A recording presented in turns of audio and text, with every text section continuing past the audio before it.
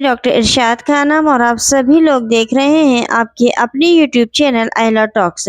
आज हम भारतीय साक्ष्य अधिनियम 2023 के अंतर्गत परिभाषाओं की बात करेंगे और परिभाषाओं में हम निश्चायक सबूत उपधारणा कर सकेगा उपधारणा करेगा के विषय पर चर्चा करेंगे। पहले उपधारणा कर सकेगा उपधारणा करेगा इन सबको धारा 4 के अंतर्गत जो पुरानी भारतीय साक्ष्य अधिनियम 1872 थी उसकी धारा 4 के अंतर्गत इनको शामिल किया गया था।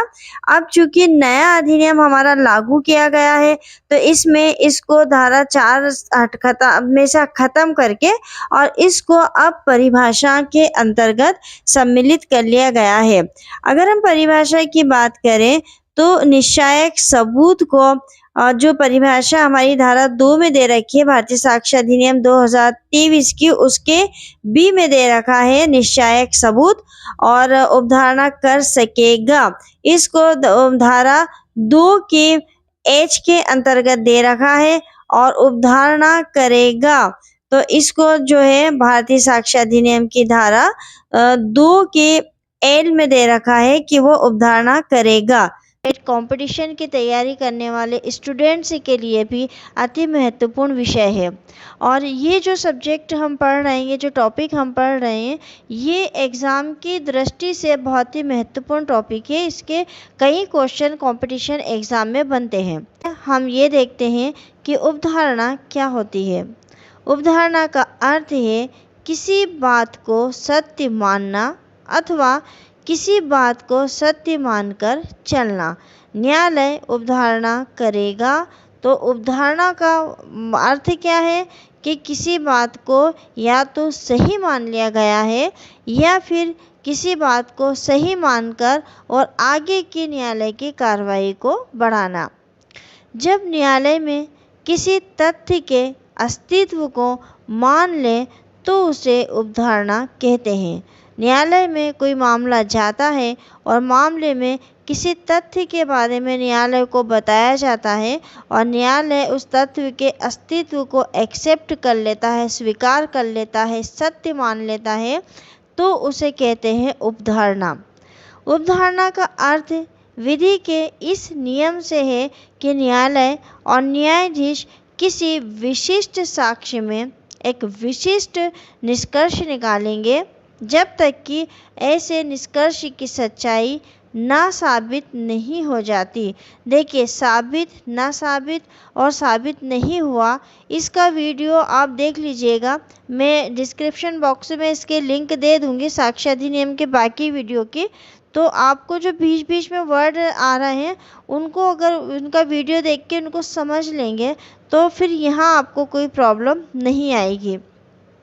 उपधारणा कुछ तत्वों के अस्तित्व से की गई विधि की या तथ्य की धारणा होती है। अगर दूसरे शब्दों में हम कहें तो उपधारणा तथ्यों का एक अनुमान है जो किसी अन्य जाने हुए या साबित किए हुए तथ्य से निकाला जाता है। इसको एक एग्जाम्पल से, एक उदाहरण से हम अच्छे से समझ सकते हैं। कौन सा एग्जाम्पल है? देखिए, मोहन की घड़ी खो गई है और उसके कुछ देर बाद वह घड़ी राम के पास मिल गई तो ये उपधारणा की जाएगी कि या तो राम ने वो घड़ी चुराई है या किसी चोर से यह जानते हुए प्राप्ति की है कि वह घड़ी चोरी की है। तो इस एग्जाम्पल से उपधारणा आपको समझ में आ गई होगी। अब हम देखते हैं उपधारणा के प्रकार। उपधारणा के प्रकार को हम इस चार्ट के माध्यम से अच्छे से समझ सकते हैं। उपधारणा को 3 भागों में विभाजित किया गया है। पहली, तथ्य की उपधारणा, दूसरी विधि की उपधारणा और तीसरी तथ्य या विधि की मिश्रित उपधारणा। अब हम तथ्य की उपधारणा देखें तो तथ्य की उपधारणा में उपधारणा कर सकेगा और विधि की अवधारणा अगर तथ्य की अवधारणा है, यानी किसी तथ्य को साबित या नासाबित करने का मामला है, तो न्यायालय उसकी अवधारणा कर सकेगा। और अगर विधि की अवधारणा की हम बात करें, तो विधि की अवधारणा खंडनी कब होती है?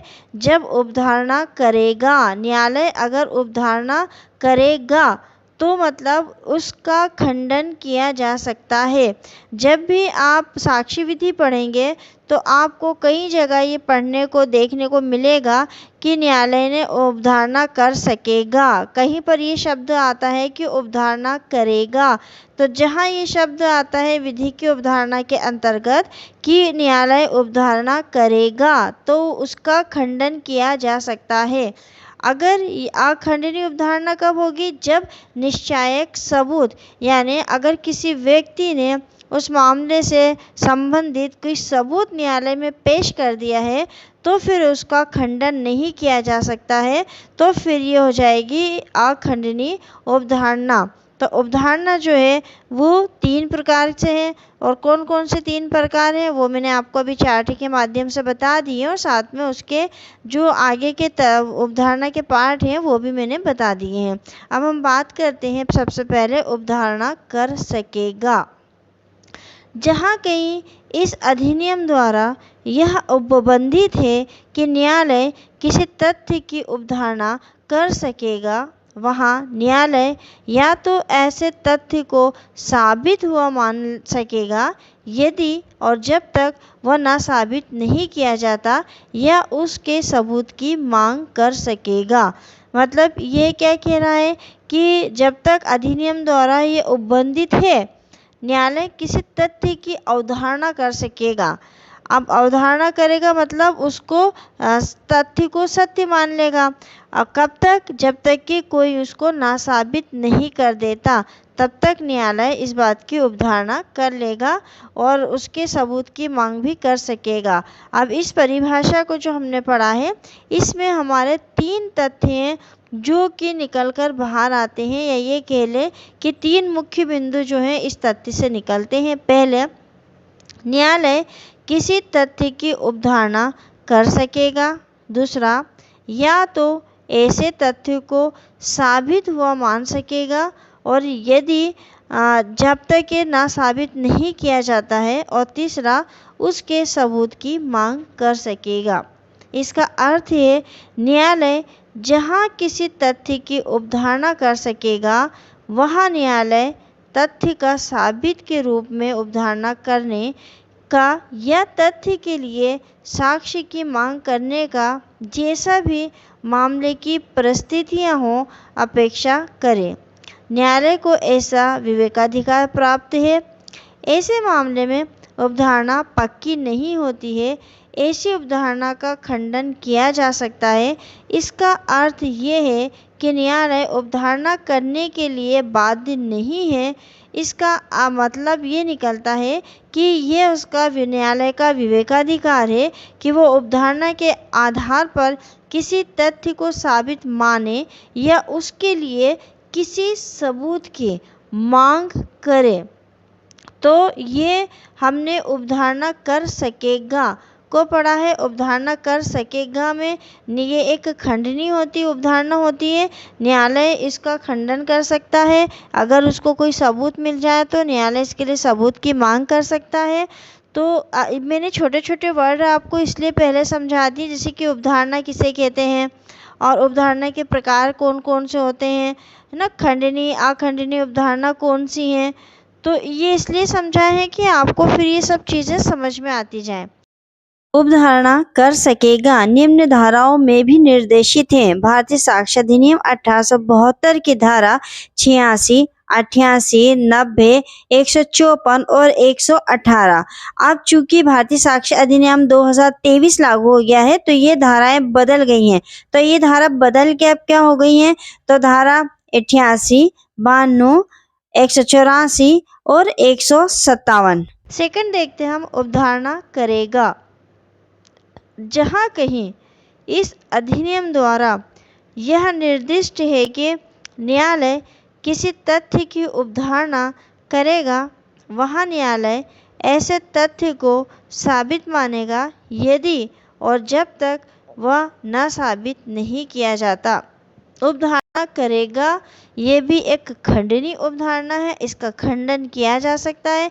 न्यायालय ने अगर मान लिया कि ये अपराध कारित किया गया है तो उसके अगर कोई सबूत दे देता है कि अपराध कारित नहीं हुआ है तो न्यायालय फिर अपनी उपधारणा का खंडन करके और मान लेगा कि ये अपराध नहीं हुआ है। यानी उसको कब तक वो साबित मानेगा, जब तक कि उसको नासाबित नहीं कर देते। उपधारणा करेगा की जो परिभाषा हमने देखी है उसके अंदर दो मुख्य बिंदु हैं। पहला, न्यायालय किसी तथ्य की उपधारणा करेगा और इसका अर्थ ये है कि न्यायालय को ये विवेकाधिकार प्राप्त नहीं है, न्यायालय किसी तथ्य को साबित या प्रमाणित मानने के लिए बाध्य है। ये ऐसा इसको कोई विवेकाधिकार प्राप्त नहीं है। न्यायालय क्या है, किसी तथ्य को साबित या प्रमाणित मानने के लिए बाध्य है। और दूसरा, वह न्यायालय ऐसे तथ्य को साबित मानेगा यदि और जब तक वह न साबित नहीं किया जाता। यानी जब तक ये ना हो कि ये तथ्य को कोई ना साबित ना कर दे तब तक न्यायालय को उसको साबित ही मानना होगा। इसका अर्थ है न्यायालय किसी तथ्य को साबित मानने के लिए बाध्य है, परंतु न्यायालय को इस बात का अधिकार है कि वह विपक्षी के द्वारा तथ्य को नासाबित करने की अनुमति दे। उदाहरण के लिए हम देखते हैं भारतीय साक्ष्य अधिनियम 2023 की धारा 111 के अनुसार किसी व्यक्ति के बारे में 7 वर्ष तक नहीं सुना गया कि वह जीवित है या मर गया तो न्यायालय ये उपधारणा करेगा कि उस व्यक्ति की मृत्यु हो गई है।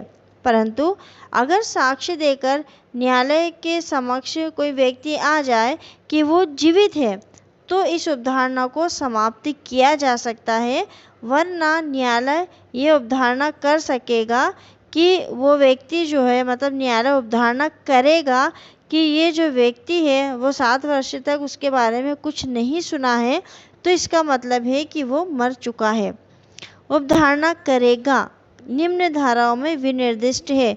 कौन कौन सी धारा? 79, 80, 81, 83, 85, 90, 104, 105, 107 और 108 पुरानी धाराओं में बताया है। अब जो भारतीय साक्ष्य अधिनियम 2023 हुआ है उसके अंतर्गत धाराएं बदल गई हैं। तो अब 79, 80, 82, 84, 91, 92, 107, 108, 110 और 111 में इसको बताया गया है, यानी कि उपधारणा करेगा इन धाराओं में विनिर्दिष्ट है, निर्दिष्ट किया गया है। तो ये जो थी महत्वपूर्ण धाराएं थी जिनमें कि इसको बताया गया था। और अब हम बात करते हैं निश्चायक सबूत की। जहां किसी अधिनियम द्वारा एक तथ्य किसी अन्य तथ्य का निश्चायक एक सबूत घोषित किया गया है, वह न्यायालय उस एक तथ्य के साबित हो जाने पर उस अन्य को साबित मानेगा और उसे न साबित करने के प्रयोजन के लिए साक्ष्य दिए जाने की अनुज्ञा नहीं देगा। इस एक परिभाषा में भी दो मुख्य बिंदु हैं। कौन कौन सा? पहला, न्यायालय को कोई विवेकाधिकार इसमें प्राप्त नहीं है और दूसरा, न्यायालय तथ्य को मानने के लिए पूरी तरह से बाध्य है और दूसरा ये है कि विरोधी पक्षकार को अपना पक्ष रखने की आज्ञा नहीं है क्योंकि निश्चायक सबूत न्यायालय को में प्राप्त हो गए हैं।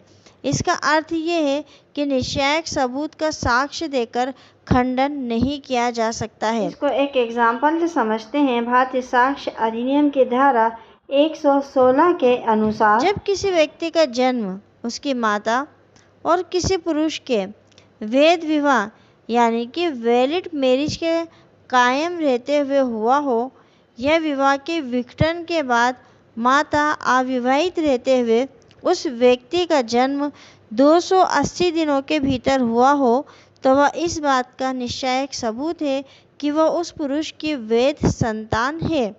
धारा 112 क्या कहती है कि यहाँ पर निश्चायक सबूत के द्वारा साबित करने का प्रश्न नहीं उठता है क्योंकि ये निश्चायक सबूत इस बात का है कि अगर किसी महिला पुरुष का वैध विवाह हुआ हो और उनके वैध विवाह के दौरान में कोई संतान ने जन्म लिया हो तो ये माना जाएगा कि वह उस पुरुष की वैध संतान है।